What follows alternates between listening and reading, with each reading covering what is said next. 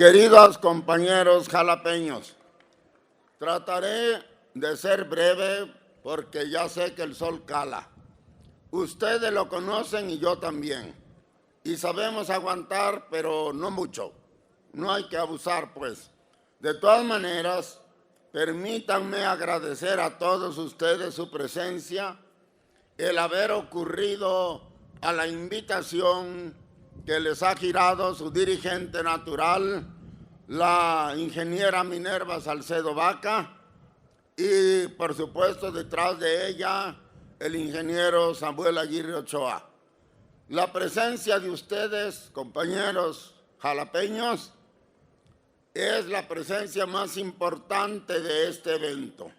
Lástima que no pueda nombrar a cada uno de ustedes porque son muchos, pero ustedes son el invitado principal aquí.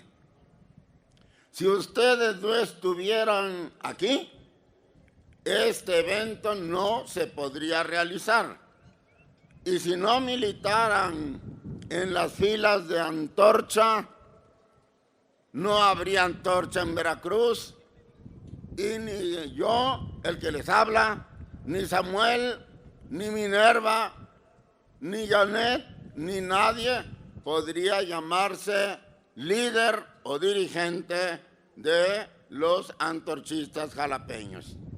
Por eso dicen que lo más importante para hacer guisado de liebre es la liebre.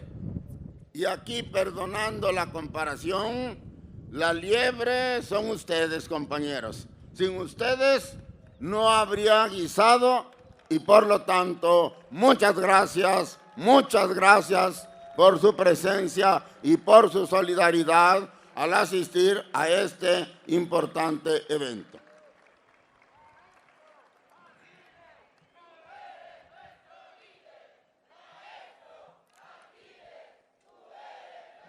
Muchas gracias, compañeros.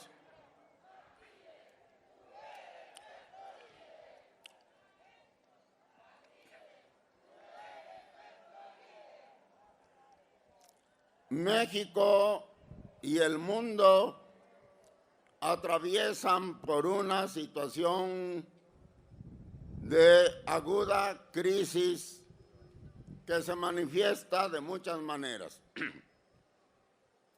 Pero debo decirles, compañeros, que en política como en medicina, la crisis está preñada, diría yo así, de una doble potencia que puede desarrollarse la una o la otra. Los médicos dicen que cuando un enfermo alcanza el grado máximo crítico de su enfermedad, está a punto de decidirse la gran pregunta: o sana o se muere. Esto es lo importante de las crisis. Las crisis no solamente son problemas, dificultades, riesgos, peligros, también entrañan la posibilidad de que a partir de una solución de la crisis, las cosas comiencen a mejorar. ¿De qué depende en política que una crisis resulte en beneficio de la gente? Precisamente depende de que la gente sepa actuar correctamente, con inteligencia, con oportunidad, con tenacidad y con valor en esa crisis y aprovecharla para sus propios propósitos, para el beneficio colectivo. De eso depende que una crisis no resulte en la muerte del enfermo, sino en la cura definitiva de sus males. El mundo, pues, y México está en un periodo de crisis. ¿Qué es lo que está en crisis? Como ya lo decía la dirigente Minerva, a la que por supuesto agradezco su invitación y felicito por este evento, la crisis del sistema, la crisis que vivimos es la crisis del modelo económico que nos rige al día de hoy. Todos los hombres grandes, no viejos, pero ya grandes, adultos, se han de acordar que, diría yo que casi durante todo el siglo XX, a partir de 1917, de esto hace 100 años, va a ser 100 años, el 5 de febrero, se escribió, se firmó en la ciudad de Querétaro la Constitución General de los mexicanos, la Constitución General de la República. Y este documento, que va a cumplir 100 años, era el fruto de aproximadamente 7 años de lucha sangrienta, de lucha armada entre mexicanos, por la razón de que, de manera muy parecida a la actual, también entonces la riqueza del país estaba concentrada en unas cuantas manos, mientras las grandes masas, sobre todo campesinas, en aquel tiempo, se debatían en la miseria, en el hambre y en la enfermedad. Y el pueblo había lanzado varios gritos de alerta, varios gritos de protesta, que ni el gobierno de Porfirio Díaz ni su gabinete quisieron atender, porque ellos estaban en el poder para gobernar en favor de los que tenían la riqueza nacional, particularmente las tierras de la nación. No hubo más recurso. El pueblo tuvo que levantarse en armas, tuvo que salir a defender su derecho a la vida, al progreso, a tener un pedazo de tierra para mantener a sus hijos. Pero no solo eso, a defender su derecho a la educación, a la salud, a la vivienda, al trabajo remunerado y digno, y a defender en última instancia la independencia y la soberanía de la nación. Los esfuerzos del pueblo mexicano, que fue el que puso la cuota de sangre, que fue enorme. Más de 1 millón, alrededor de 1 millón de mexicanos murieron en esa guerra, cuando nuestro país no llegaba a los 10 millones de habitantes. La sangría fue monstruosa, pero valió la pena. De allí surgió la Constitución General de la República, que recogía básicamente las aspiraciones, las demandas, los reclamos, las necesidades del pueblo trabajador. Y desde entonces, la política del país, con mayor o menor acierto, con mayor o menor fidelidad, se fue desarrollando apegada a este documento que nos dio identidad, que nos dio rumbo y que intentó darnos justicia social. Los gobiernos mexicanos, desde el de Álvaro Obregón hasta el de José López Portillo, se reconocían gobiernos emanados de la Revolución Mexicana. Reconocían que el compromiso de los gobiernos era darle cumplimiento a las demandas del pueblo que se había levantado en armas y que habían quedado consagradas en la Constitución General de la República. Una y otra vez, los oí decir, los gobiernos emanados de la revolución, tenemos una gran deuda con el pueblo de México.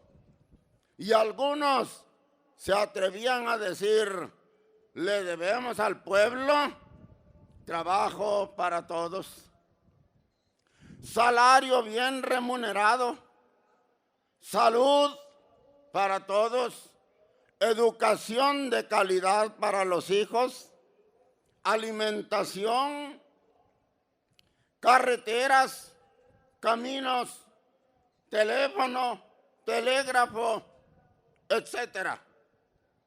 Servicios urbanos, agua potable, drenaje, electricidad, todo eso le debe el gobierno de la revolución al pueblo de México.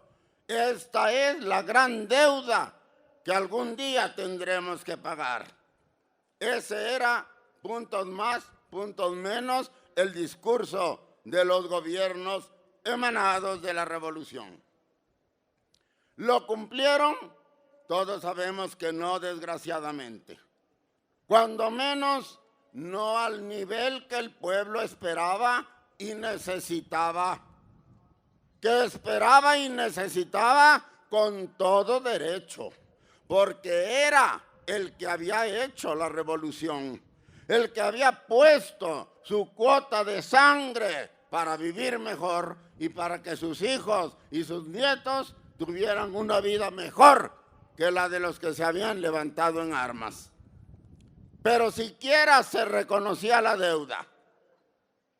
Cuando Antorcha nació y se nos empezó a presionar para que dijéramos qué queríamos, cuál era nuestro objetivo, en más de una ocasión yo contesté, cobrar la deuda que los gobiernos tienen con el pueblo de México. Antorcha ha nacido para cobrar una deuda histórica, la deuda de la revolución con el pueblo de México. Deuda que los gobiernos reconocen, pero que no pagan. Y no la pagan porque no hay quien la cobre. Por eso Antorcha se ha levantado para cobrar la deuda de la revolución que los gobiernos reconocen que tienen y que dicen que van a cumplir. Aquí estamos para cobrar la deuda.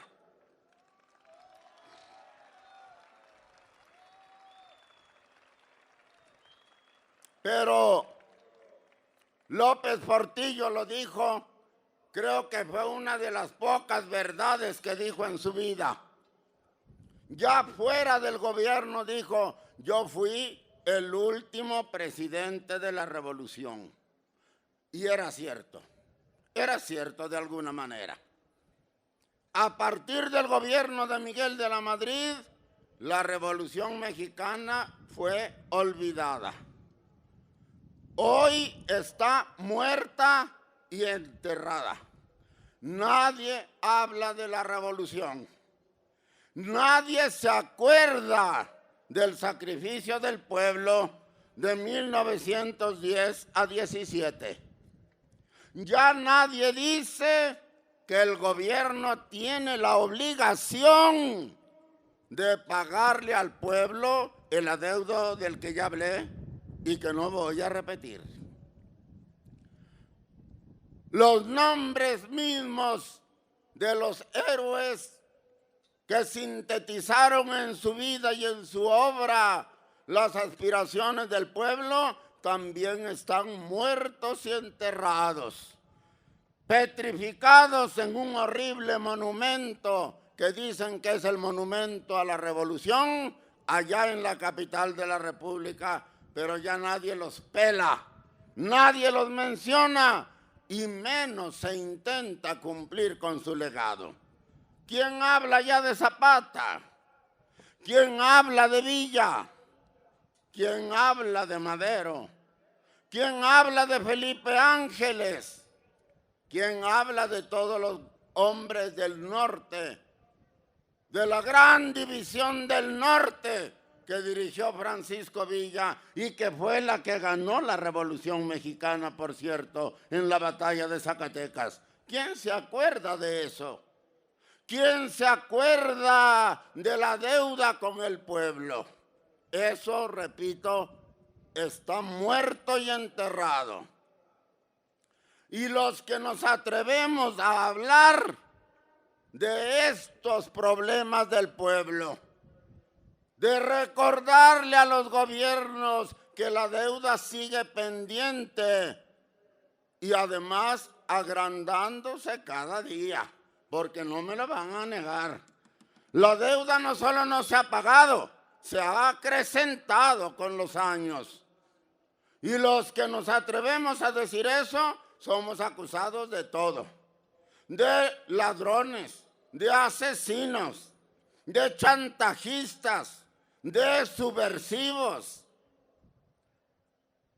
de prevaricadores de la pobreza. Dicen que los antorchistas nos estamos haciendo inmensamente ricos, aprovechando la pobreza del pueblo. He desafiado y desafío aquí otra vez a quien quiera aceptar el reto a que me pruebe que yo me estoy haciendo rico con antorcha. Los desafío a que me lo prueben, porque yo puedo decir aquí,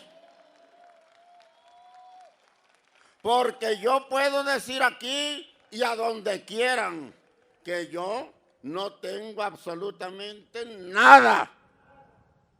Yo no tengo haciendas, ni ranchos, ni mansiones, ni colección de automóviles de lujo, ni cuentas en el banco, ni propiedades en Estados Unidos. Yo no tengo nada. Es cierto que ando en automóviles modernos y eficientes porque la vida así me lo exige, porque Antorcha es nacional y yo debo desplazarme rápido a donde están los problemas y a donde está la gente. Pero solo por eso tengo automóvil. Pero si algún día fuera necesario caminar a pie, lo volvería a hacer porque yo sé caminar. Así me educaron, así me eduqué. Y crecí sin zapatos. Mi primer par de zapatos me lo regalaron cuando cumplí la primaria. Así que a mí no me pueden acusar de estarme haciendo rico con el dinero de la gente. Pero estaba diciendo,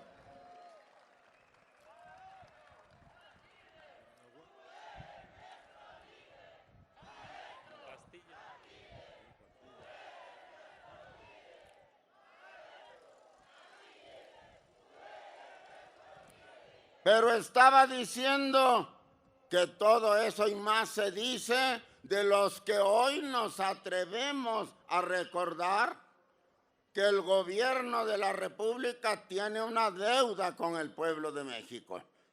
Eso es lo que ocurre con quienes les recuerdan a esos señores que la deuda allí está y sigue creciendo. Populistas, chantajistas, alborotadores, enemigos de la paz pública, ladrones, etcétera, etcétera. Todo se vale contra nosotros. ¿Y por qué contra nosotros? Tengo que decirlo.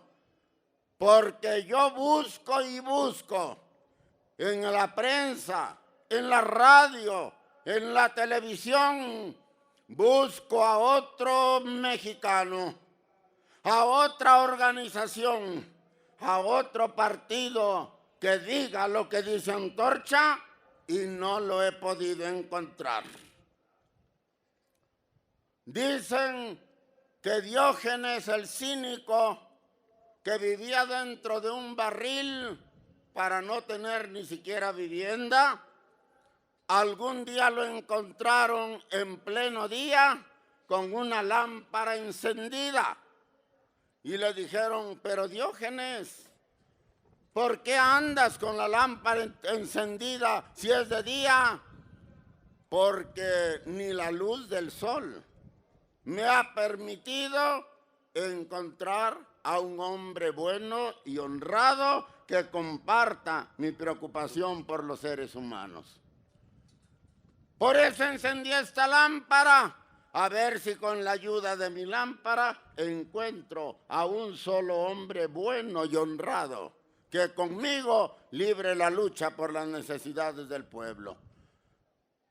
Antorcha necesita la lámpara de Diógenes y ha echado mano de la lámpara de Diógenes, y a pesar de eso no hemos encontrado a otro grupo, a otro partido, a otro líder que diga la verdad del pueblo mexicano. No la hemos hallado.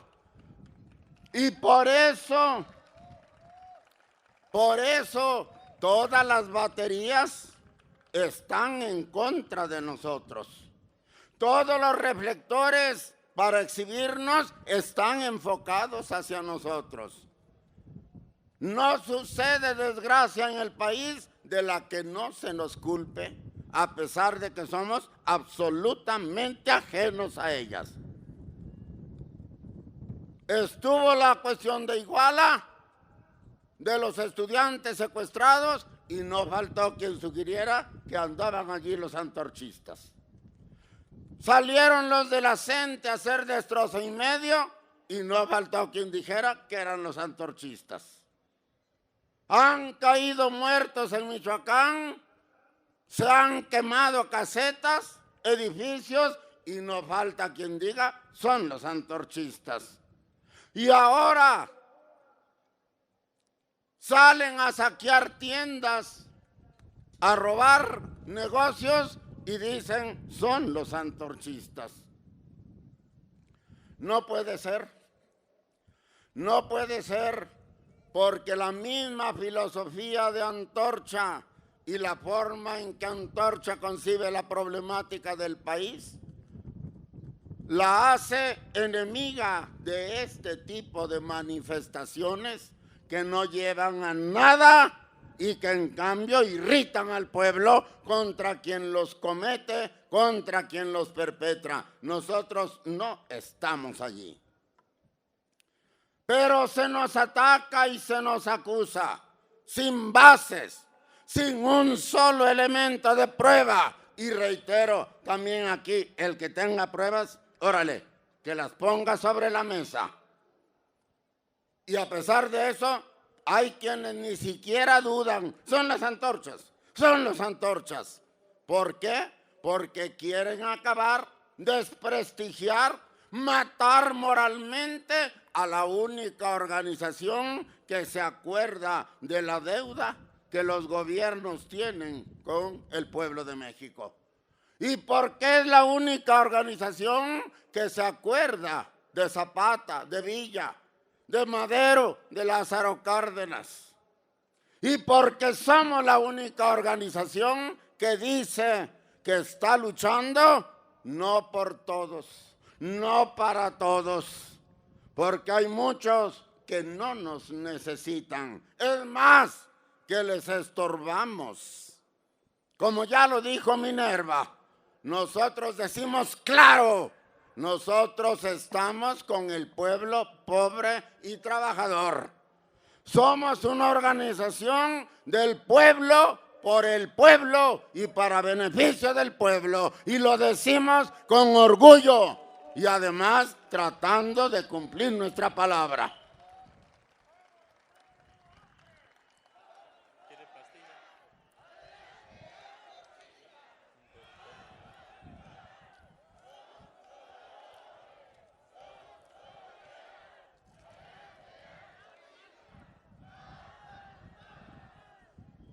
Por eso se nos ataca, pero sigo adelante. ¿Qué pasó con el gobierno de Miguel de la Madrid? Que el modelo económico cambió totalmente. El modelo surgido de la revolución desapareció. El reparto, el equitativo de la riqueza, la justicia social. Les recuerdo a los priistas que todavía su lema registra este hecho: democracia y justicia social. Pero ahora no hay ni democracia ni justicia social, y yo no veo que los priistas se preocupen mucho.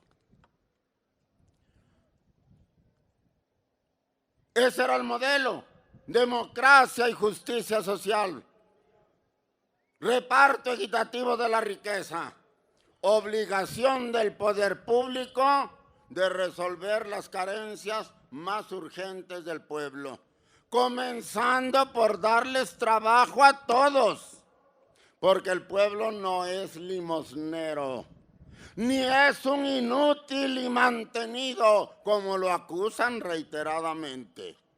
El pueblo mexicano, como el pueblo del mundo, es el único que produce riqueza. Los señores de oficina y aire acondicionado ayudan, no digo que no. La burocracia ayuda. Los contadores, abogados, arquitectos, médicos ayudan.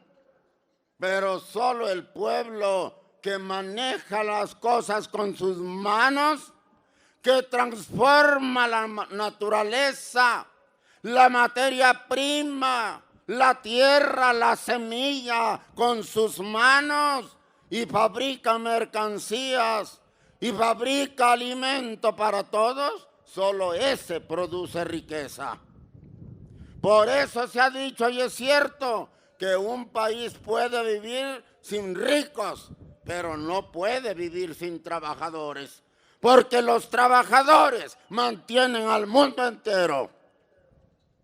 No se le puede acusar al pueblo de haragán, ni de borracho, ni de delincuente, porque esos haraganes, borrachos y delincuentes son los que mantienen al país entero.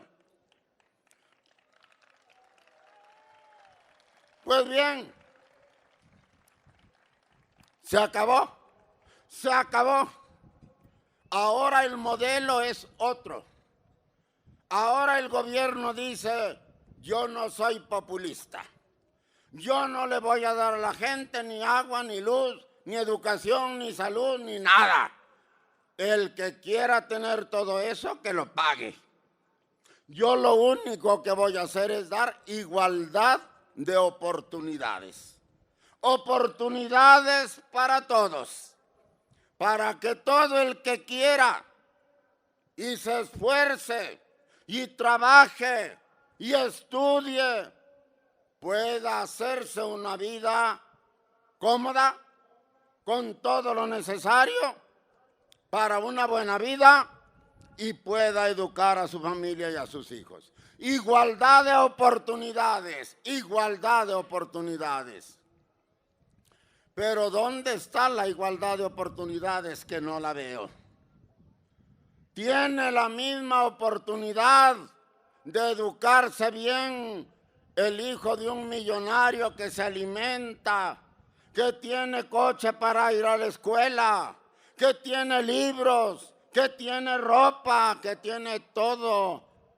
La misma oportunidad que el hijo del campesino que se va con un café en la barriga a estudiar. ¿Tienen la misma oportunidad? Tienen la misma oportunidad de llegar a dirigir una fábrica el hijo del rico que estudió en Estados Unidos o el hijo del obrero que estudió en una universidad mexicana. ¿Tiene la misma oportunidad? Todos los mexicanos podemos llegar a ser diputados o presidentes o gobernadores. ¿Dónde está la igualdad de oportunidades? No mamen, es atole con el dedo, vil atole con el dedo, lo que se le está dando a la gente.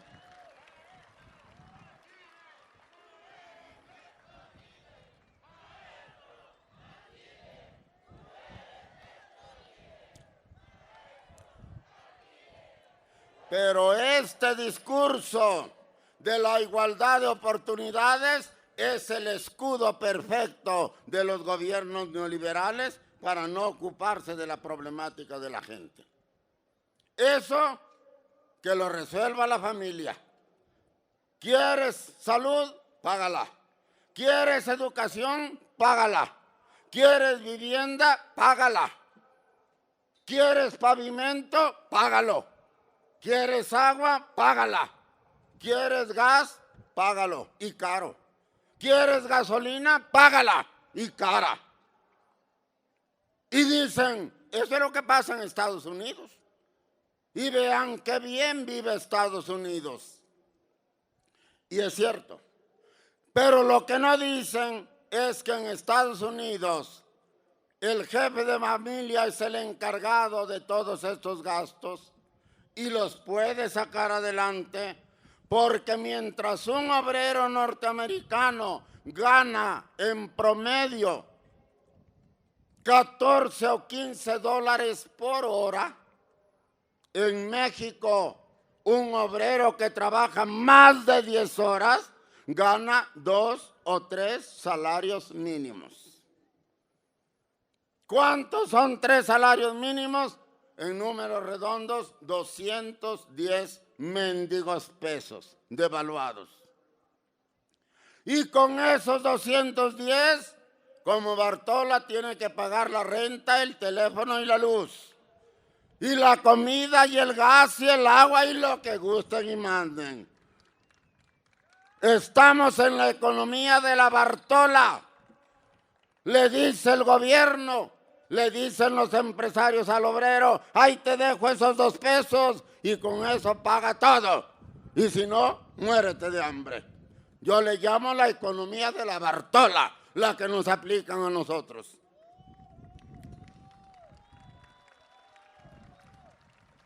Pero ese es el neoliberalismo. Eso es el neoliberalismo. El gobierno se desentiende de la problemática, se desentiende de la deuda. Dice que su único compromiso es la igualdad de oportunidades, que tampoco cumple. Ya lo dije. Y de lo demás, que se encargue el ciudadano. Pero no hay trabajo, pero no hay buenos salarios. La CEPAL, la Comisión Económica para América Latina, que no tiene nada de izquierdista, dice que los obreros mexicanos son los que ganan los peores salarios de toda América Latina. En México se pagan los peores salarios de toda América. Ganan más los obreros de Nicaragua o de El Salvador que los mexicanos. Y la Organización para el Desarrollo y el Comercio, la OCDE, para la cooperación en desarrollo y comercio, la OCDE, dice que el obrero mexicano es el obrero que trabaja más horas al día en el mundo entero. Vean ustedes la doble injusticia. El obrero mexicano es el que trabaja más horas al día y es el que gana el salario más bajo de toda América Latina. ¿Cómo va a solventar así las necesidades de su familia? Yo pregunto. ¿Cómo va a responder a las exigencias de la vida moderna? ¿Cómo va a aprovechar las oportunidades que dicen que le dan? ¿Cómo las va a aprovechar? Si a duras penas encuentra frijoles y tortillas para no morirse de hambre.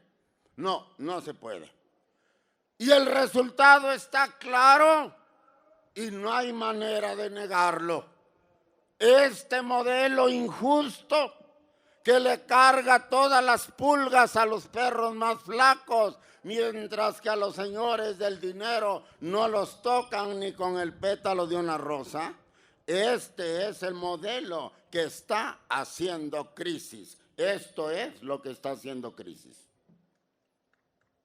No hay duda, esta es la crisis. Dijo bien Minerva, la crisis es del modelo económico.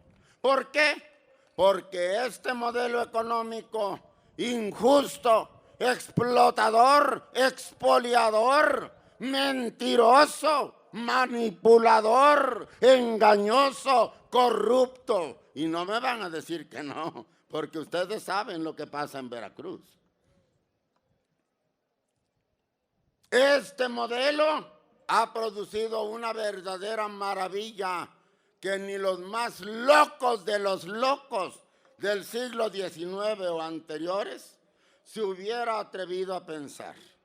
Miren ustedes, hoy lo dice una organización mundial muy seria que tampoco es de izquierda, aclaro, para que no se metan dudas inútiles. La Oxfam dice que en el mundo actual y gracias al modelo económico hay 8 multimillonarios, megamillonarios, 8, entre los cuales hay un mexicano, que tienen tanto dinero como la mitad más pobre de toda la población del mundo. 8 gentes tienen tanto dinero como 3.750 millones de pobres en el planeta, y lo dice la Oxfam. Imagínense ustedes, ¿no es esto una locura? ¿No es esto un suicidio de la humanidad? Yo pregunto, ¿y estos locos, estos cabrones locos que tienen tanto dinero, para qué lo quieren? Pero el hecho es que la fortuna de ellos determina la pobreza de los demás. Yo he oído hasta economistas competentes, entre comillas, que dicen, hay 2 Méxicos. El México de los pobres y el México de los ricos. Mentira, es uno solo. Porque los pobres son pobres, porque los ricos son ricos. No puede haber ricos tan ricos, sino porque del otro lado hay pobres muy pobres. La pobreza y la riqueza son como el águila y el sol de una moneda. Son las 2 caras de la misma moneda que no se pueden separar. Si desaparece una cara de la moneda, desaparece toda la moneda. Porque no se pueden separar la cara y el águila. Así son la pobreza y la riqueza. La riqueza de los países es como una gran cobija, pero una sola. Grande, pero una sola, para que nos tape a todos. Pero si un grupo de vivales jala la cobija para su lado y se lleva más cobija de la que le toca, ¿qué pasa con los otros? Pues que se quedan en pelota, que se quedan descobijados. Eso es lo que hace el sistema neoliberal. A nivel del mundo y a nivel de México, eso hace el sistema neoliberal. Porque esa concentración mundial tiene su muy preciso correlato en México. ¿Cuántos multimillonarios hay en México? Les haré el favor porque el dato es algo viejo, pero se ha dicho que son 500 familias las dueñas del país. 500 familias. Si le calculamos a 5 miembros por familia, estamos diciendo que el país está en manos de 2.500 mexicanos privilegiados. Pero los mexicanos somos hoy 125 millones de seres. Conclusión, los 120 y tantos millones que no pertenecen a los 500, estamos en la pobreza. Julio Volvinic, economista respetado del Colegio de México, dice que la pobreza en México abarca 100.1 millones de mexicanos. El gobierno reconoce algo así como 60 millones de pobres, el gobierno. Pero Volvinic dice que somos más de 100 millones. Aceptemos la cifra del gobierno, 60 millones de mexicanos. La mitad de los mexicanos viven en pobreza. Y la pregunta es, ¿y por qué? ¿Por qué hay 60 millones de mexicanos en pobreza? Porque son huevones, porque son borrachos, porque son mujeriegos, porque no trabajan, etcétera, etcétera. No solamente lo explotan al pobre pueblo, todavía lo insultan. Y lo quieren hacer culpable de su pobreza cuando la explicación está a la vista de todos. Esos 60 millones son pobres porque hay 500 familias que se han apropiado del país entero, país que no les pertenece a ellos porque el país es de todos nosotros. Esa es la verdadera explicación.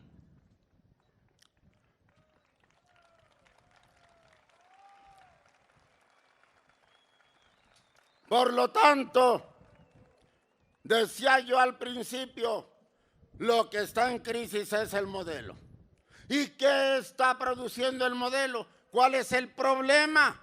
El problema es que el modelo produce mucha riqueza, pero no la reparte. No solo no la reparte, la tendencia a la concentración es obvia y está llegando a niveles de locura. El mundo, pues, se está acercando a una disyuntiva férrea de vida o muerte. O los pueblos se levantan, se organizan, se educan y se concientizan y toman las riendas del país y modifican el modelo económico para volverlo más racional, más humano y más equitativo para todos, o el mundo va a estallar un día de estos por lo que ustedes quieran, por ejemplo, por una guerra nuclear entre las grandes potencias. El peligro es real y no lo digo yo. El mundo está al borde de la catástrofe. Estados Unidos, el sueño del mundo, el espejo del mundo, el paraíso terrenal al que todos sueñan con llegar para vivir como reyes. Miren ustedes cómo está ahorita. Están agarradazos del chongo. De un lado Trump y sus seguidores y del otro lado Hillary Clinton y los suyos. Es la primera vez desde que yo le sigo la pista a la política y a la economía mundiales, y ya tengo años en esto. Yo no soy un improvisado. Es la primera vez que yo veo una verdadera contienda en Estados Unidos. Un verdadero pleito. Antes de esto era puro simulacro para engañar a la gente. Como sucede en México.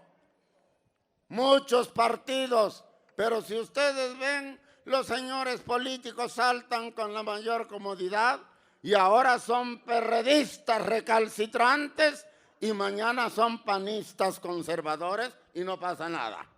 Pero siempre están en el candelero. Y conozco a familias de políticos que tienen un hermano en el PAN, otro en el PRD, otro en Morena, otro en el PRI y nunca pierden. Esos son los políticos, esos son los partidos. Teatro para el pueblo, circo para el pueblo que se muere de hambre. Y lo mismo pasaba en Estados Unidos hasta hoy. Ahora sí hay lucha de verdad. Vean ustedes la campaña de medios que se ha desatado contra Trump. Vean ustedes a la televisión mexicana, que de mexicano solo tiene el nombre, pero que está al servicio de los monopolios de la información, atacando a Trump con todo. ¿Por qué? Porque los viejos ricos, la General Motors, la General Electric, los Rockefeller, los Morgan, etcétera, los grandes trusts bancarios de Wall Street perdieron el poder a manos de Trump. Trump no es ningún revolucionario. Es otro multimillonario que subió al poder a defender al imperialismo norteamericano, pero de un modo nuevo, distinto al de Obama y al de Clinton, que ya fracasó. Stiglitz, economista premio Nobel de 2001, dice que Trump va a fracasar, que está seguro de que va a fracasar Trump. Estados Unidos con Trump se está jugando su última carta. Óiganlo bien, su última carta. Y si no les da resultado, van a tener que renunciar a su liderazgo mundial. Y ese liderazgo lo van a tomar los pueblos del mundo, con China, Rusia, Brasil, Venezuela, la India a la cabeza. Y allá tenemos que ir los mexicanos si queremos salvarnos del desastre. Pero ¿por qué hablo de Trump y de lo que pasa? Porque allí está la prueba de que la crisis del modelo es universal. Ya les llegó a los gringos la crisis del modelo. También ellos están divididos porque, como dice Stiglitz, hace 30 años que la economía norteamericana crece, pero solo para los ricos. Porque los obreros norteamericanos hace 30 años que no tienen un aumento de salario. También allí hay pobreza. También allí hay desempleo. La sociedad norteamericana está polarizada. Y Stiglitz lo dice en la primera página de su libro. El 1% rico de Estados Unidos tiene la riqueza que el 99% necesita para vivir en Estados Unidos. Así pues, compañeros, ya voy a terminar. No hay duda, hay crisis en el mundo, hay crisis. Trump y Hillary son una prueba de que la crisis ya llegó al corazón del imperio. ¿Y en qué consiste esa crisis? En que el modelo ya no da para más. En que el modelo ya se volvió una locura, una aberración. 8 personas tienen tanto dinero como la mitad de la humanidad. Y esa aberración también la tenemos en México. 100 millones de pobres contra unos pocos privilegiados que se han adueñado de la economía del país. No somos un país pobre, no es cierto. Somos un país con pobreza, pero no somos un país pobre. 2 millones de kilómetros cuadrados de superficie. Como dijo López Velarde, suave patria, tu casa todavía es tan grande, es decir, después de que nos robaron la mitad los gringos. Dijo, suave patria, tu casa todavía es tan grande que el tren va por la vía como aguinaldo de juguetería. Y en el barullo de las estaciones, con tu mirada de mestiza, pones la inmensidad sobre los corazones. México es todavía inmenso. Y tenemos 120 millones de cerebros y el doble de brazos y de piernas para hacer producir a este territorio. Y lo estamos haciendo. Porque somos, a escala planetaria, la economía número 14 del mundo. Supongamos que hay 150 países como México, supongamos. Nosotros vamos en el número 14. O sea que hay 136 países que producen menos riqueza que nosotros. Y yo pregunto, ¿y dónde está esa riqueza? ¿Dónde está la riqueza que producimos y que nos coloca a la cabeza del mundo? Está en manos de unos cuantos privilegiados, mientras el pueblo se está muriendo de hambre.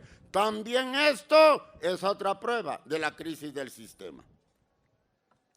Por eso no puede ser más falso.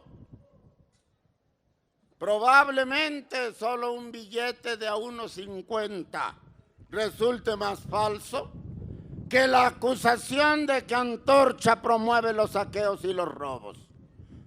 Antorcha sabe que el gasolinazo no es el problema. Lo sabemos perfectamente bien y no de ahora. Antorcha sabe que el problema no es la CENTE, que el problema no es el Sindicato Mexicano de Luz y Fuerza, que el problema no son los obreros en huelga. Antorcha sabe que el problema es el modelo económico.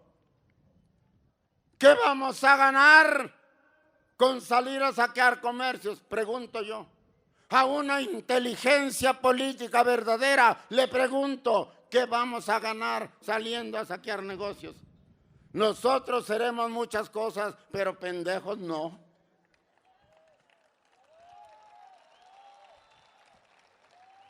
Los antorchistas seremos pobres y a lo mejor ignorantes, pero pendejos no. Nosotros no vamos a dar patadas contra el aguijón. No somos idiotas. Sabemos que el gasolinazo es solo una de las muchas consecuencias del modelo que está fracasando.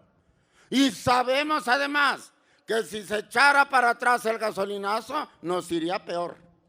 Porque entonces va a decir el gobierno, pues no tengo dinero. No me dejaste subirle el precio a las gasolinas, ahora no tengo dinero. No me pidas agua, no me pidas luz, no me pidas educación, no me pidas salud, no tengo dinero, no hay. Eso es lo que va a decir el gobierno.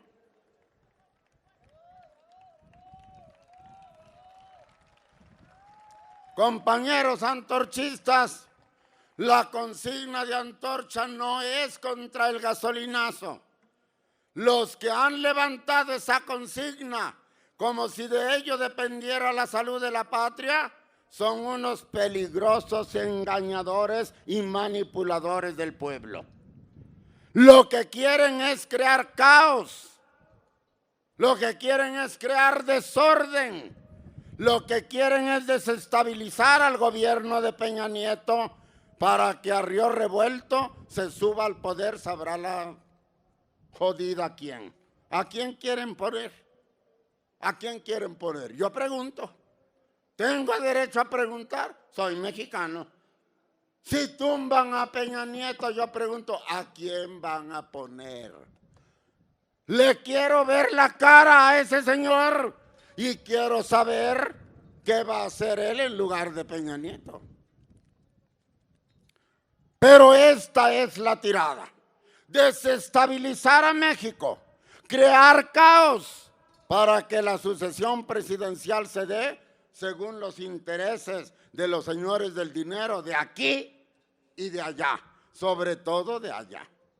No lo dudo, que detrás de los saqueos que estuvieron bien coordinaditos, que estuvieron bien organizados, que estuvieron bien sincronizados y con un conocimiento de la psicología de masas para manipular a la masa hambrienta y desesperada, que habla de que son expertos en este tipo de mitotes. Y ya sabemos dónde se dan estos expertos. Se dan en Estados Unidos. Los forma la CIA y otros organismos de inteligencia. Así le hicieron a Irak, así le hicieron a Afganistán, así le hicieron a Libia, así le están haciendo a Bashar al-Assad en Siria, así hicieron en Ucrania y así quieren hacer aquí en México. Por eso me opongo no solo a los saqueos, me opongo a que los antorchas salgan a la calle a protestar contra el gasolinazo. Me opongo, porque eso es hacerle el juego a los que quieren caos y alboroto para adueñarse a la mala del poder de la nación. Y eso no lo vamos a permitir los verdaderos mexicanos. Entonces, ¿a qué los convoca Antorcha? ¿A qué los convoca? A que cambiemos el modelo económico. A eso los convoca Antorcha. ¿Por qué? Porque ese es el único verdadero remedio en México y en el mundo entero. Y en el mundo entero se va a cambiar el modelo. Lo aseguro yo. el modelo neoliberal va a caer y va a caer también en Estados Unidos. Y si no se acuerdan de mí. A eso los convocamos.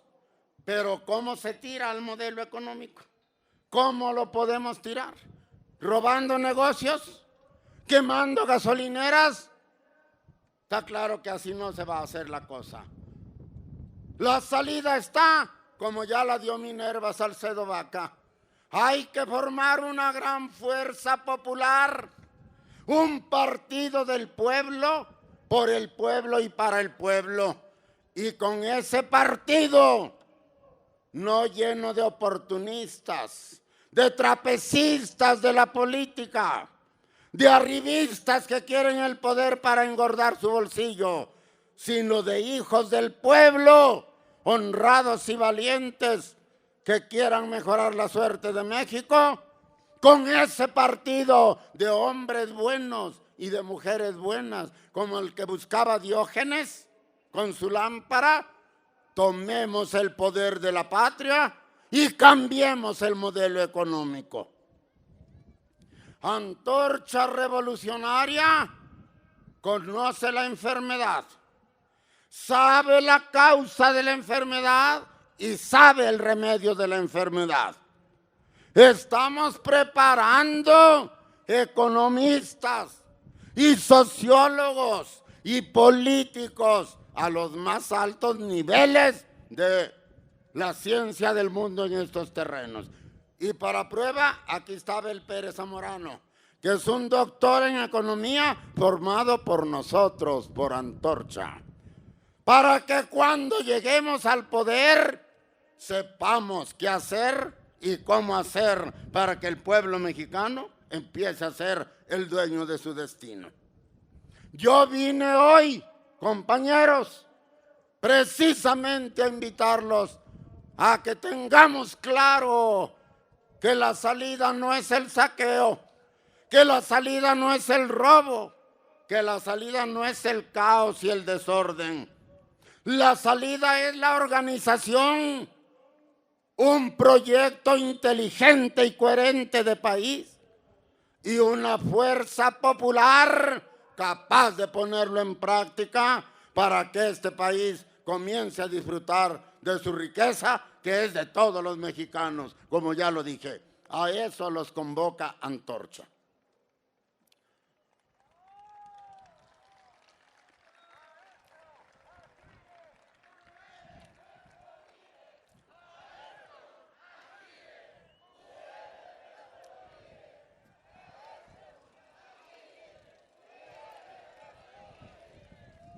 Y el arma principal de esta fuerza, de este ejército de 10 millones que estamos empeñados en formar en un plazo breve, el arma principal de esta fuerza es el voto ciudadano. Yo quiero que ustedes, jalapeños, sepan que el voto es un arma democrática de lucha muy poderosa. El hecho de que se le haya concedido al pueblo el derecho universal al voto ha sido un gigantesco paso hacia adelante. Porque el pueblo tiene ahora en sus manos un arma capaz de poner el poder también en sus manos y por lo tanto ponerlo en situación de cambiar al país para que sea un país para todos los mexicanos. Pero el peligro está en que este poder del voto no solamente lo conozco yo, no solamente lo conocen los antorchistas, también lo conocen los que han gobernado y manipulado al país. Y estos señores han creado ejércitos de mapaches, ejércitos de robaurnas, ejércitos de propagandistas, ejércitos de manipuladores de masas para orientar el voto en un sentido contrario a los intereses del pueblo. El pueblo tiene el arma en la mano, pero no sabe usarla para su beneficio. Y hay 1000 cabezas perversas, poderes tremendos de dinero y de medios que los quieren engañar y sacarles el voto con engaños para que apoyen a los mismos que están creando el problema y que por lo tanto no lo van a curar. Y yo les digo, aprendamos a usar el arma del voto. Hagamos del voto el arma liberatoria del pueblo de México. Ya vienen las elecciones presidenciales y ojalá que lleguemos en paz a ellas. Vamos a usar el voto antorchista para arrancar compromisos serios y firmes en favor del pueblo trabajador organizado en Antorcha.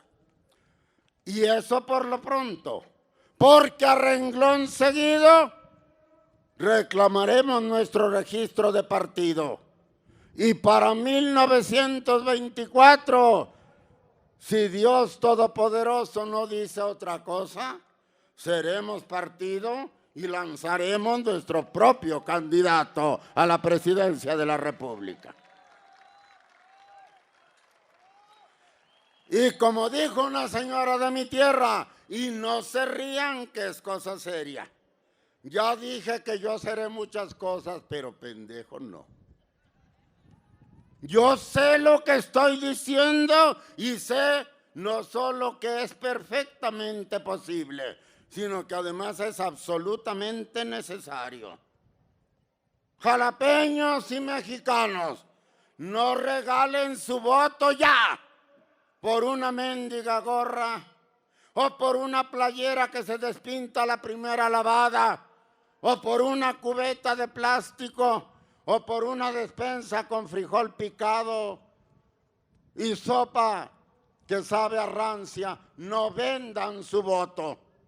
Estén atentos a la voz de Antorcha. Y así como dice nuestra porra, vayamos a las elecciones, las que sean, las que vengan, como un solo hombre y como un solo ideal. Nuestro voto tiene que ser unido y en la misma dirección para que pese, para que se sienta la fuerza de Antorcha y para que tarde o temprano logremos con el voto conquistar el poder de la nación y hacer otro país. Hay con qué hacerlo, hay. Hay tierra, hay mares, hay bosques, hay pastizales, hay inteligencia. Cuando los españoles llegaron aquí, no hallaron a un pueblo de salvajes como dijeron. Hallaron a la cultura más alta que había producido todo el hombre americano en más de 30,000 años de existencia. El pueblo azteca era una cultura elevadísima que ellos destruyeron con su barbarie civilizatoria y que calumniaron horrendamente para justificar el despojo que le hicieron a nuestra patria. ¿Pero por qué lo digo? Porque el alto nivel de la cultura mexicana, la organización social que apantalló a los españoles, que dijeron que México era más bello que Venecia, que muchos de ellos conocían. Todo esto demuestra que somos capaces de hacer cosas grandes. Pero fueron 300 años de esclavitud en que nos estuvieron diciendo indio pendejo, ignorante, bruto, no tienes ni alma, no sirves para nada, obedece y calla. 300 años, 300 años. Nos ha dejado un lastre terrible. Necesitamos reinyectar en el pueblo la confianza de que somos chingones, de que podemos competir con los mejores pueblos del mundo y si fuera necesario podemos ganar la competencia. Levantemos el ánimo, alcemos el corazón, volvamos a sentirnos capaces de crear una civilización poderosa, pero que la disfruten todos los hijos de este territorio que se llama México. Ya lo dije, hay con qué hacerlo. Hay riqueza, hay inteligencia, hay brazos y piernas para trabajar, hay corazones que quieren un México distinto. Dejemos ya de sufrir, dejemos de pensar, como dice el corrido de Valdés Leal, si el dólar sube, pues ¿qué le hacemos? Que sube o baje lo mismo da, ya que de pobres nunca saldremos, que de Dios que se haga su voluntad. No, señor, la voluntad de Dios no es que haya pobres y ricos, no es cierto. Dice Schiller en su conocido poema del reparto de la tierra, que cuando Dios creó al mundo y vio que los hombres venían hacia él, venid, les dijo. Le dijo Dios a los hombres, venid, les dijo, el mundo os pertenece. Cuanto del globo en la extensión parece, cual padre humano yo os lo quiero dar. Es la herencia común de los humanos, la herencia común de los humanos. Venid y dividíos como hermanos la fértil tierra y el salobre mar. Eso dijo Dios. Venid y dividíos como hermanos la fértil tierra y el salobre mar. Pero nomás se dio la vuelta a Dios y aparecieron las sanguijuelas. Y aparecieron los aprovechados, y aparecieron los explotadores, y se han adueñado de la tierra que es de todos para su propio beneficio. Cambiemos esa situación, volvamos al mandato de Dios, que la tierra sea para todos, para que todos vivamos de ella como Dios manda. Y termino con la oración de Rubén Darío, solo para dejarles una nota amable. En su famosísima letanía de nuestro Señor Don Quijote, el gran Rubén Darío dijo, de tantos dolores, de tristezas tantas, de los superhombres de Nietzsche, de cantos áfonos, recetas que firma un doctor, de las epidemias, de horribles blasfemias de las academias, líbranos, Señor. De rudos malsines, falsos paladines y espíritus finos y blandos y ruines, del hampa que sacia su canallocracia con burlar la vida, la honra, el honor, del puñal con gracia, líbranos, Señor. Noble peregrino de los peregrinos que santificaste todos los caminos, ruega por nosotros,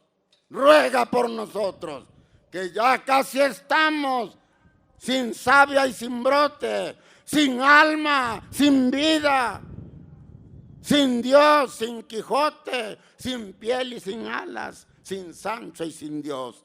Ruega por nosotros, Señor Don Quijote. Mexicanos, vamos a construir el México que todos necesitamos. A eso los convoca el Movimiento Antorchista Nacional. Muchas gracias.